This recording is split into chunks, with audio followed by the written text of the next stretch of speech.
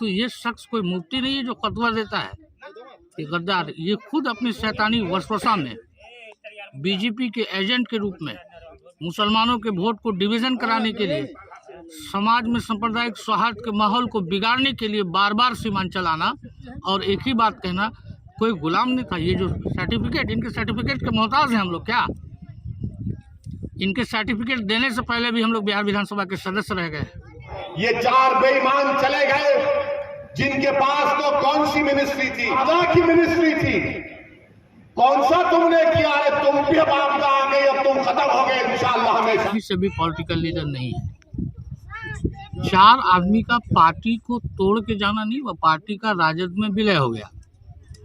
ये और तो कोई दूसरा टॉपिक असदुद्दीन अवैसी के पास है नहीं। इसी टॉपिक को तेलंगाना चुनाव में भी भुंजाया, इसी टॉपिक पर सीमांचल को अपना चारागाह बनाया हुआ है और बार बार बोलना सियासी वारिस कौन है, ये कोई मुफ्ती दीन नहीं कि ये फैसला करेगा। उनका सियासी वारिस सरफराज आलम और शाहनवाज आलम सियासत में, जब इनकी पार्टी की वजूद भी बिहार में कायम नहीं हुई थी, तब से वो शख्स एमएलए, मंत्री, सांसद रह चुका है। जहाँ तक गद्दारी का सवाल है, तो ये शख्स कोई मुफ्ती नहीं है जो फतवा देता है कि गद्दार। ये खुद अपनी शैतानी वसवसा में बीजेपी के एजेंट के रूप में मुसलमानों के वोट को डिवीजन कराने के लिए, समाज में सांप्रदायिक सौहार्द के माहौल को बिगाड़ने के लिए बार बार सीमांचल आना और एक ही बात कहना, कोई गुलाम नहीं था। ये जो सर्टिफिकेट, इनके सर्टिफिकेट के मोहताज हैं हम लोग क्या? इनके सर्टिफिकेट देने से पहले भी हम लोग बिहार विधानसभा के सदस्य रह गए और हमारे पिता भी कई बार इस क्षेत्र का प्रतिनिधित्व कांग्रेस से कर चुके हैं। इनकी गुलामी के पे कोई बंधा हुआ तो मजदूर तो नहीं था कि ये अपनी राजनीति में सबको गद्दार और गुलाम, ये क्या है? बुजुर्गाने दीन है कि इनका बददुआ पड़ जाएगा सबको। इनको होश और शऊर में होकर इस टाइप का भाषण देना चाहिए। भाषण है कि देश में सांप्रदायिक सौहार्द माहौल कैसे कायम होगा, भारत संवैधानिक देश है, भारत के संविधान को कैसे कायम दायम रखा जाए, ये शख्स उस पर बात नहीं करके बार बार गद्दारी, ये गद्दारी का प्रूफ नहीं देता है, तो इस पर खुद कुफ्र का फतवा लगना चाहिए कि ये शख्स किसको गद्दार कहता है, इसके साथ गद्दारी किया कौन है, इसको साक्ष्य के साथ आना चाहिए।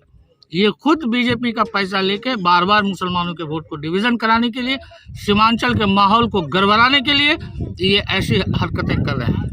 जिस तरह से तैयारियां लोकसभा की कर रही है सुलेमान साहब, क्या लग रहा है सर आगे क्या रणनीति बनेगी उसकी? यहाँ महागठबंधन का क्षेत्र है, अवैसी का कुछ नहीं चलेगा।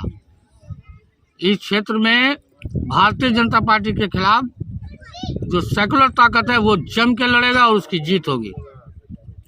आज जैसे कि देखा गया है कि जो है किशनगंज लोकसभा के कई क्षेत्रों में हर सभा से बार बार आप ये अवैसी पार्लियामेंट का प्रचार प्रसार अपनी पार्टी का करने आते हैं, या किसी को गद्दार और किसी को वफादार और किसी को जालिम, ये क्या है? क्या ये अगर अपने क्षेत्र का प्रतिनिधित्व करते हैं तो इनको जी होश रहना चाहिए कि 22 विधानसभा क्षेत्र का प्रतिनिधित्व हम लोग 20 साल तक करते आ रहे हैं और आगे भी यहाँ की जनता मालिक जो चाहेगी तो करूँगा।